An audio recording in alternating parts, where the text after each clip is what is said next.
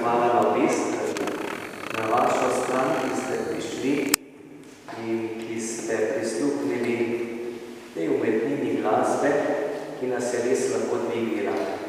Na drugi strani pa vam, spoštovani glasbeniki, da ste izrazili vašo pripravljenost, tako domačim organistom, organistkam, kako tudi vsem gostom. Res iskrena hvala za vaš čut. Ta čut, ki je več kot samo obveznost, ampak je nekaj, kar je srčnost. Bog vam povrni za vašo pripravljenost